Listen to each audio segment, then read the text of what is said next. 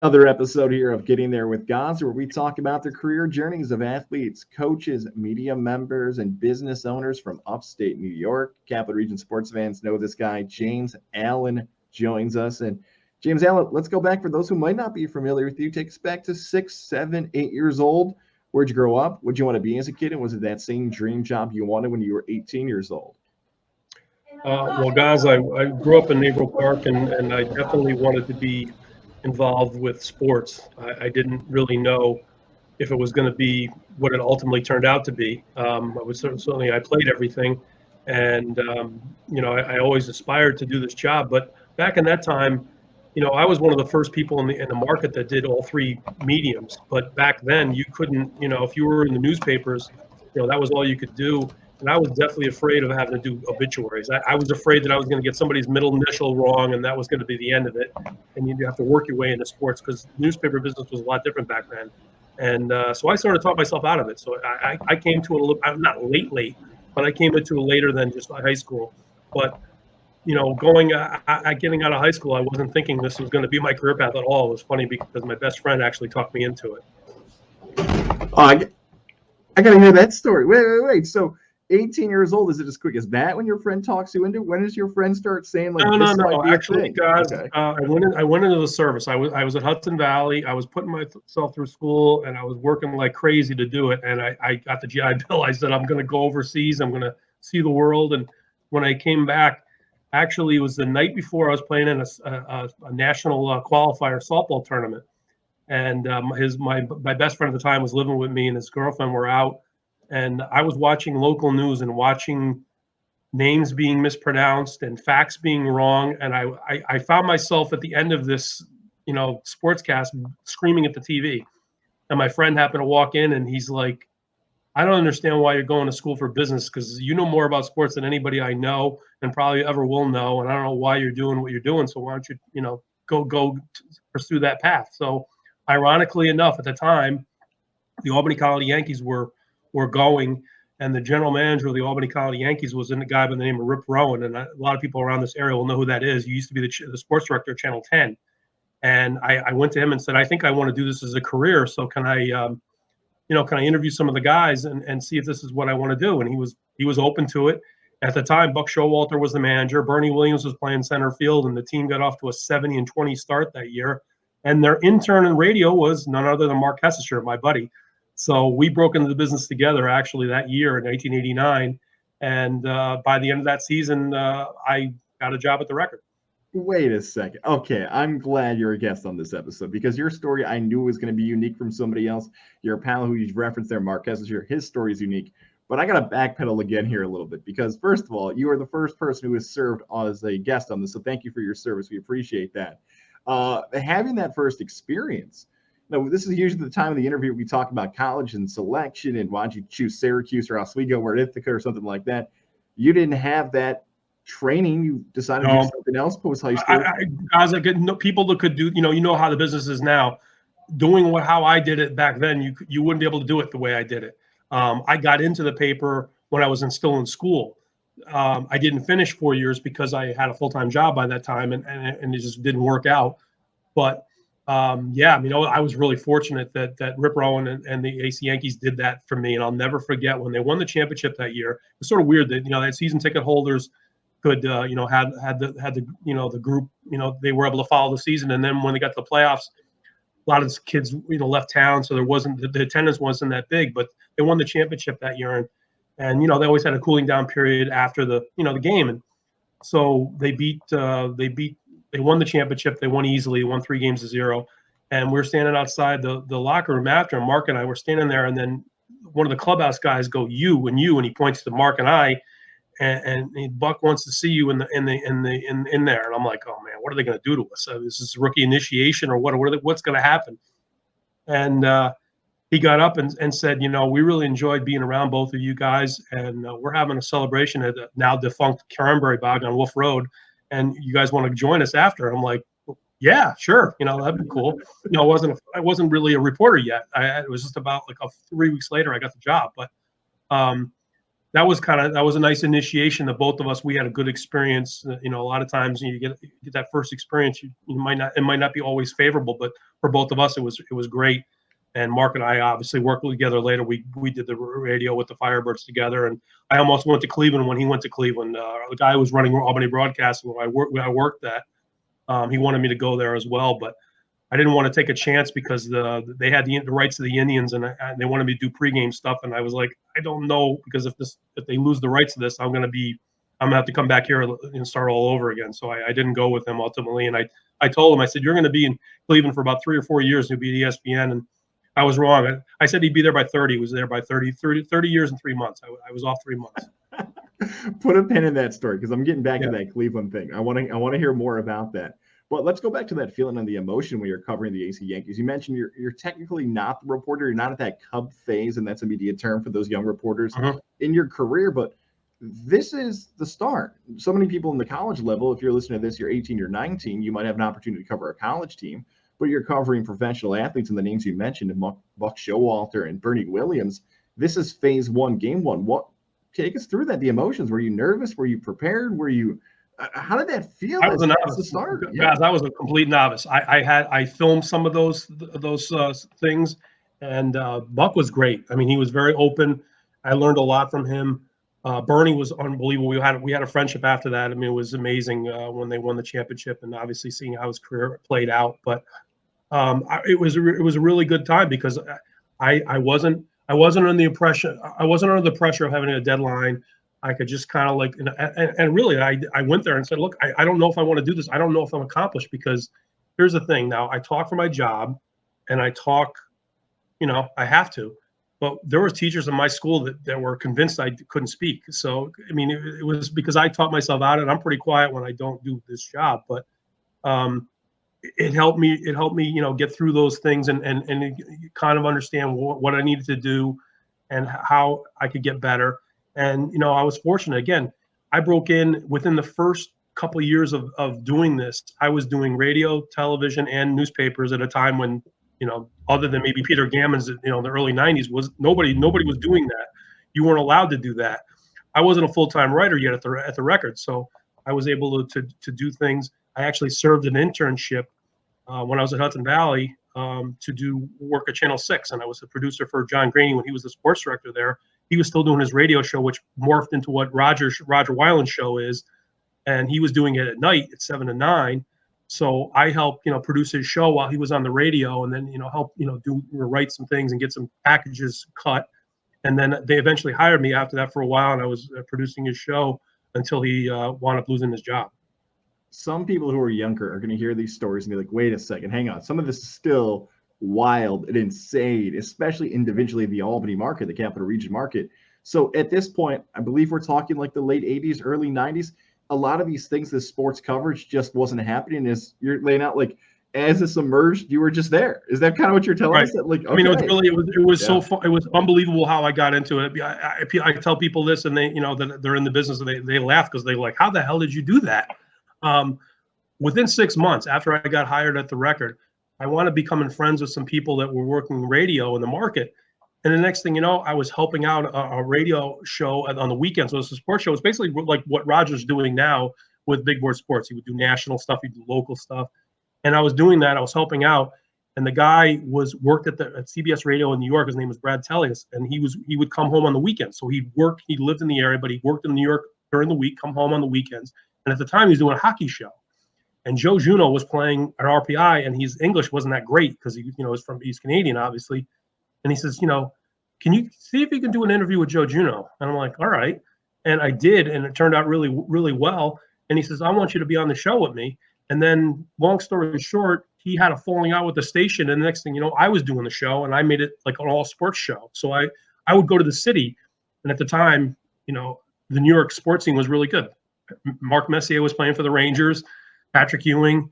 The Yankees weren't that great, but I had a relationship because Stump Merrill wanted to be. Yeah, Stump Merrill. I mean, he was great. You had to always give him a filter, because he was he liked to swear, and I had to tell him, a couple times when I did interviews with him, I said, you really got to be careful, because at the time I was doing everything. I really didn't know the business that well, but their station I was working for didn't really help me with a lot. And sometimes when I was doing the interviews and stuff, I was basically the only person there, so I was producing it.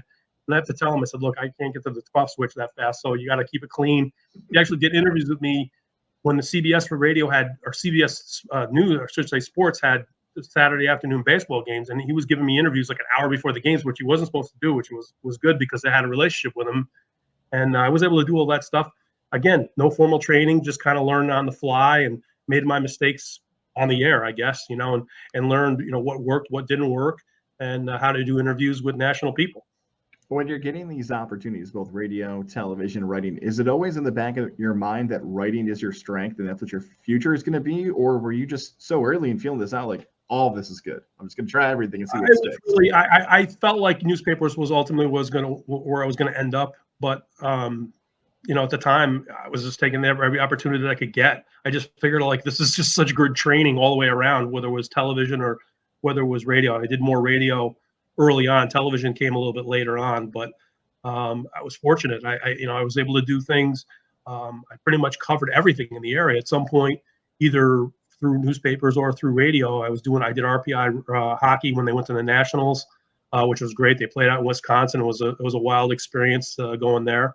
And I covered St. Rose. My first radio gig was doing them when they had Garth Joseph, who played in the NBA, and that was very a unique experience as well. And Coach Berry was great, and Will Brown was the newly minted assistant coach after finishing his career at Dowling College. So I got to cover him in college, and then see his first year with Don Bassett on Brian Peary's staff at St. Rose, and that was an experience as well. And then did the Firebirds, and interesting enough, I don't think a lot of people know this, but I did the Firebirds as color commentator for 3 years and served as a play-by-play guy when Mark left to go to Cleveland. But the guy I replaced was Joe Tessitore. He left to go to Hartford to be the sports director down at Hartford when he left Channel 6, and I was the guy who replaced him. So I wound up working out pretty well, and obviously Mark and I had wanted to work together for a long time, and then so got to do that. And again, it was by that point I was doing a lot of writing, but I wasn't a full-time guy. And then at the record, I did get a full-time job in '96. The connections, the athletes, the people you've seen through the Capital Region over that span of time is incredible. I hope my timeline's right here, but because I know you've shared the story when you and I have talked to students before about covering the fight game. In your career, you've had the opportunity to talk to some of the great fighters of all time because they've used the Capital Region to launch a lot of their careers. Yeah, it was funny because, one of the great experiences I've had, I did a lot of boxing coverage, not only just for the area papers, but I did a couple stories for Ring Magazine back in the day. And, there was a fighter from our area that would want to be pretty prominent. He had the fight of the year during his career, and he fought Tyrone Trice. His name was Kevin Pompey. He was a Troy Tiger. He got on ESPN. He had some major fights. And one of the guys that his opponent was trained by Angelo Dundee, who obviously was the manager for Sugar Ray Leonard and most notably Muhammad Ali. And I got to interview him, and he came into town. I picked him up from the airport. We had dinner. I got to spend like 2 hours with him. I got like 3 weeks worth of interview out of him. It was unbelievable talking about, the early fights with when Muhammad Ali was Cassius Clay and then turned to Muhammad Ali, and all the things he did and all the people that Angelo Dundee trained. And ironically, my first interview question was provided to Muhammad Ali when he came to Albany in 1978. I can't remember what I asked him. He was doing his book tour for The Greatest, and he had just won back the world championship against Leon Spinks after losing it. And place was packed. I was 14 years old at the time, and I remember raising my hand and I asked him. I still can't remember what I asked, but obviously it was good enough. He brought me up on stage, and that was my first interview question. Was long before I ever became a reporter.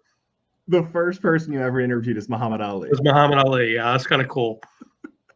And Tyson somehow crossed paths here too with you, I'm sure. At some point, right? Yeah. Actually, Mike had a fascination with one of my girlfriends back in the day. So we knew each other from like when he was in Casco and he was training, and that was a really cool experience to get to see him and watch a lot of his early fights.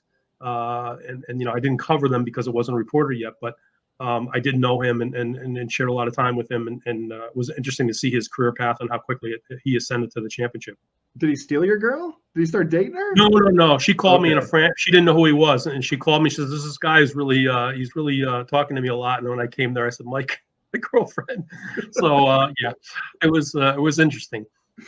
Muhammad Ali, Mike Tyson. We have just scratched the surface here with James Allen. I'm excited. Let's go back to the journal here because you mentioned these opportunities you're given early on. Do you remember? Can you take us through that process of actually being hired as a professional and going through the interview process of, okay, this is my job. These are my assignments. I'm now a professional newspaper writer, and here's how it's going to go from here.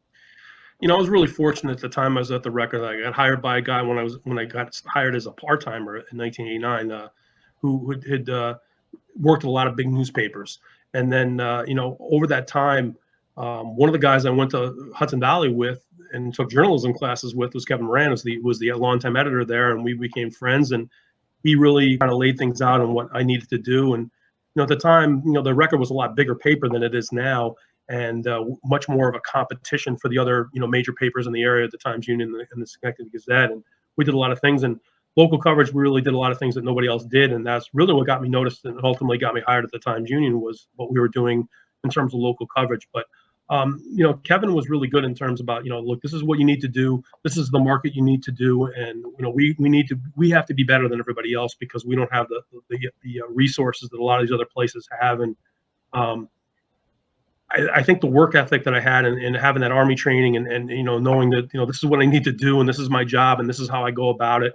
And I've always been somebody that wanted to make sure that I did the job better than anybody else or has tried to do it as better as anybody else and put the extra effort in. And I think that's something that is very important, especially when you're covering local stuff, because a lot of these athletes that I've interviewed, especially from the high school vein, they've never been interviewed before, a lot of them. And I've interviewed 12-year-olds that, wind up being really are unbelievably great interviews. But when they're 12 years old, they're giving me yes and no. And you got to extract things out.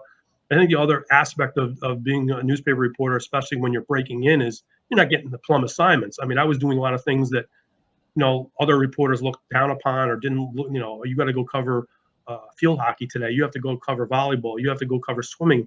And if you can make those things interesting, even if there's other people that think that those things are as important, but those athletes, it's just as important for them because they have aspirations just like the basketball players and the football players, and they want to go to Division I.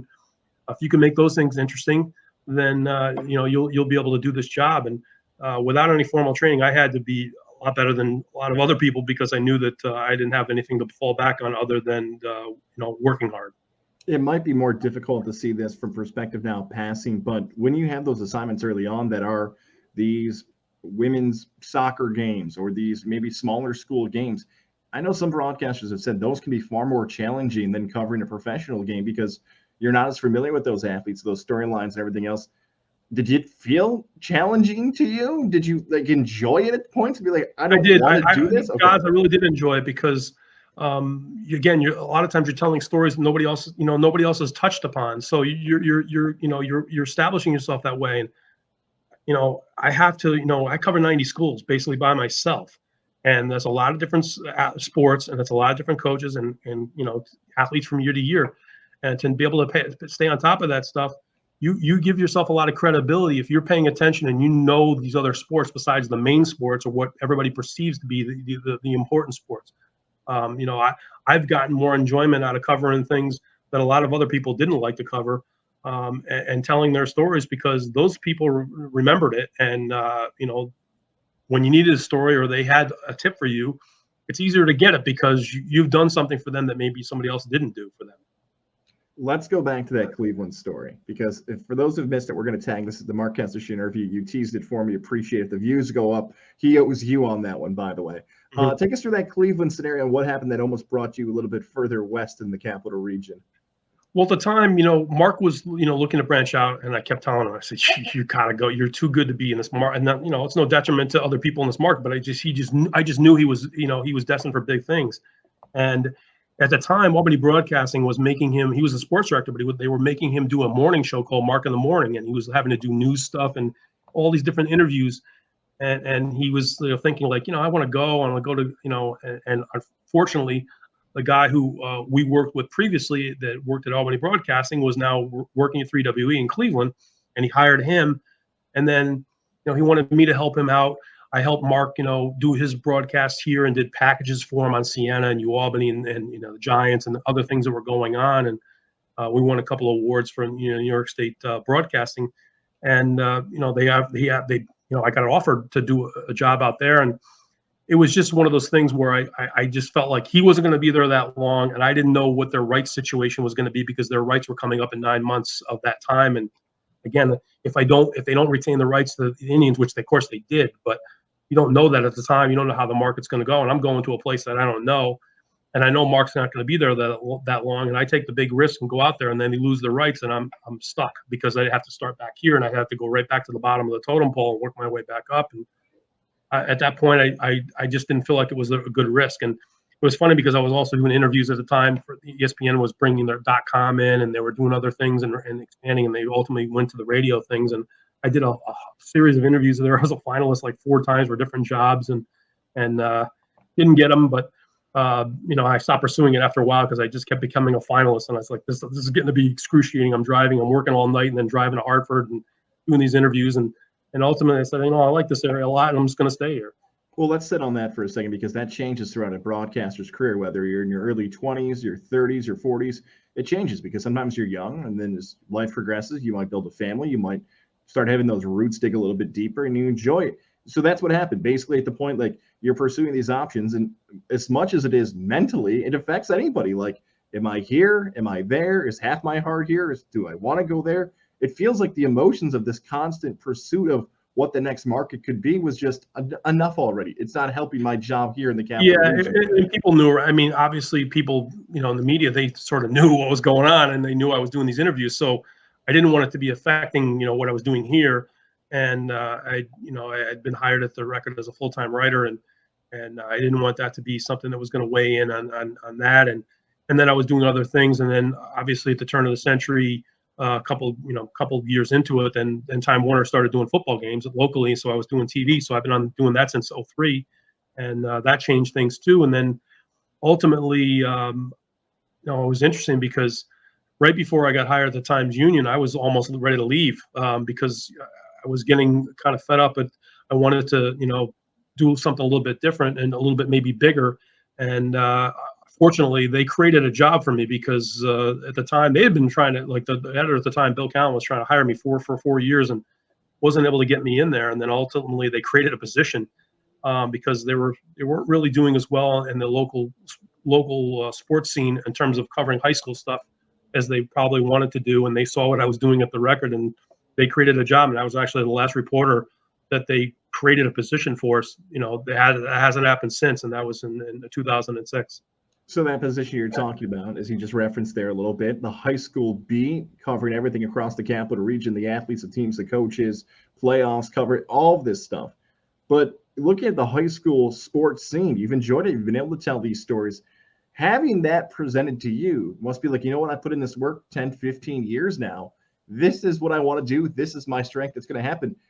I guess this is the theme of the interview. James Allen, that's another rarity in the mid-2000s where someone says we're going to create a position for you. And as you said, it doesn't happen again. I was very fortunate because I almost took a job in Arizona. I was being interviewed for basically what I was doing at the Times Union. They were expanding to television and doing radio, high school sports in that area, and I almost took it. And it's funny because I was on vacation.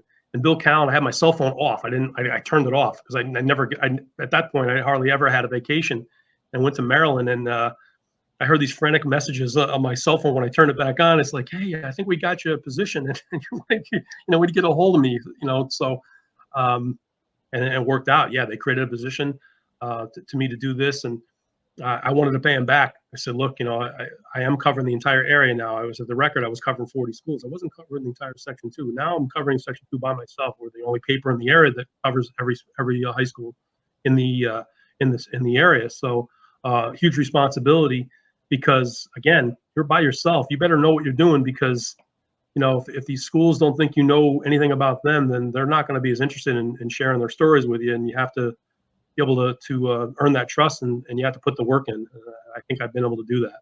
But there had to have been that feeling for gratification, whether it's new school media, that if your podcast becomes a full-time job, or you're pursuing radio and you get to full-time job and you're on air for TV, that moment for you in your career where it's like, the Times Union not just is offering me this job, but after the effort of this work and the content I'm providing, they've seen this is worth it and they're invested in me. So there had to have been a moment, I believe, for you where it's like, what? All this hard work is paying off because these people care about what I'm doing. Yeah, it's funny because at the time there was a few people that when I got hired there, they weren't enamored with people that came from other papers in the area, and so I got a little bit of that attitude, not so much from sports, but from other people in the paper, and I'll never forget. A few of the people that were there at the time said, you're a specialist. They brought you in here for a reason. So, and I felt that obligation because look, they did create a job for me, and I almost did leave the market. So, I have to make sure that I do this job well, and make sure that I'm giving back the trust they put in me by delivering. And I think I've been able to do that. From the mid 90s to the mid 2000s, now we tape this in July of 2022. What is, if at all, the biggest change you've seen from covering high school sports? Is it the actual athlete? Is it the parents? Is it the officials? What's changed the most? I think the media markets, and the responsibilities have changed a lot. I mean, I remember when I started, you had a Tandy computer, you needed to get to a phone. Sometimes you had to dictate on the phone. You didn't have the sophisticated, things we have. We have obviously Google Chats, we have Twitter, we have Facebook, we have all those things we didn't have back when I started out. It's gotten more sophisticated from that. And the parents, I mean, maybe they've gotten a little bit more demanding because they see they put a lot of money into their athletes, their children, and they want to see them get the results, and so they get a little critical maybe sometimes. But that's always been there. I think that's maybe it's just sort of hyped up a little bit more because of the scholarship money and the things that they feel like hey, my kid's not getting enough attention. And I've had people tell me that hey, you need to make sure you put in the extra stolen base that my son doesn't have in his stats because colleges are going to notice that. They don't care about that. I try to explain it to people. It's like really, they're not really worried about if your son has 17 or 18 stolen bases. They're recruiting him for a little bit different reason than that. And I think the landscape has changed a lot in terms of expectations from not only from schools but from parents and from the athletes themselves on what they expect. And there's been a lot more coverage. I mean, back when I was doing high school stuff, and early on, there was a lot of things that were getting covered, but it wasn't maybe as expansive as it is now. And obviously, the television markets have changed their stance because back in the day, they weren't hardly paying any attention to the high school stuff. It was more national stuff, and hey, look, get the Yankee scores in, the Knicks, and the Rangers, and all the Boston teams and things like that. They were really, there would be like a little snippet of local sports in there occasionally, but now it's, when we were doing stuff at the Record, and that was one of the things that I think we did, and that's one of the things I think the Times Union noticed. We were doing a football section called Game Day, and it was on the weekends, and it was a wraparound. So we did like previews, we did huge stories and trend stories, and it was a 4-page wrap, leading into the weekend. And then the next thing you know, all these television, stations started doing weekend shows and football shows. Those weren't in existence until 15, 20 years ago, and those were things that hadn't been touched on. So the market has changed a lot, and there's a lot more local coverage, especially from high school's perspectives, than there were back when I started out. How much of, if at all, does it have to do with the emergence of social media, where now people could go on Facebook and Twitter, and these devices are connecting not just families but communities, and these media outlets can see like, wow, we're getting a lot of engagement and attraction on these posts about these local high schools? Well, again, I think the TV. I think they notice these things. They notice that there is a lot of attention. They notice that the newspapers, are putting a lot of attention into this, and I think they realize that it was an untapped market that they could really dive into and get a lot of positive results out of. It's amazing when I think back to when I watched television as I was transitioning into becoming a reporter, and how their local broadcasts were structured and how they were then to where they are now. It's completely different. It's much more local based, and I think that's a lot of how this market's changed. And we don't really have. I mean, we've had some minor league teams, and we've had Bruins and the different arena teams and things like that. But we don't have we're not an NBA market. We're not an NFL market. So you gotta be able to touch on the local things because those are the things that a lot of people around here care about. And I think that they a lot of TV stations and radio, and obviously newspapers, but certainly the more the TV and radio realm, I think understood that and really utilized it where they weren't utilizing it before, because I think I understood that they were getting a lot of traction from it.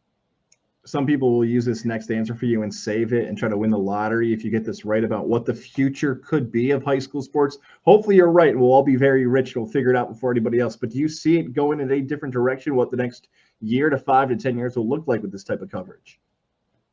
Guys, I really don't know because the market's changing so much in all media markets, not just newspapers. But high school sports are big, but the high school landscape may change because there's a lot of things that are going against it right now. Official shortages. There's not a lot of there's a lot of older officials, and I don't see a lot of younger ones coming in. And I know the state's really worried about that. They haven't even made advertisements on TV and radio, saying, hey, look, we need the parents to stop being so negative because we're losing officials. And you think that that's not something that could weigh into the equation, but it very well could. If you don't have enough officials, then it's going to be hard to do high school events. There's also sports like basketball where the off-season things are way more important than what the high school season is in terms of recruiting. It didn't used to be that way. I mean, I remember when Dean Smith would come and watch Sam Perkins play when he was playing at Shaker, because there wasn't an AU circuit then. Now it's much more prevalent. The coaching, their time off is when they do their recruiting. So the aspects of that change things as well. I don't really know. The newspaper business is going to change eventually. I think we're going to be a lot more. It's going to be a lot more online than it is actual newspaper.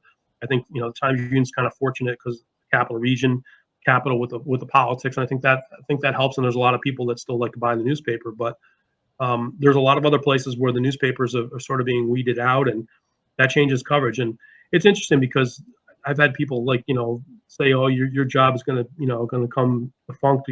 People show up with a telephone and then their media, that's their camera, that's their interviewing device, and that's how they do things. And that's maybe where the reporters are going to come. And I hope that doesn't come the case, because I think there's going to be a lot of stories that are not going to be done properly if that's the case. If they think that somebody that's an amateur reporter or somebody that doesn't have professional training can do certain jobs and certain things like break stories about bigger issues, they won't happen if that's the case, if that's where the media goes. It's so interesting to watch what happens going forward with all these types, whether it be the Capital Region market, any market in upstate New York, and how the coverage of this changes, whether it's just going to be exclusively digital or on a new social media platform we don't know about. It's something to watch, and hopefully for young reporters, they can figure that out and find that following and go from there. This question is probably going to feel a little awkward for you, but I think it's fair to ask you this question because we've teased it a little bit. Is there ever going to be another James Allen? And I think you know what I mean by this, where somebody is on this beat for this long doing this type of coverage in one market. I know that's an awkward question to ask because you're alive. It feels like something we should do when you've passed. But yeah,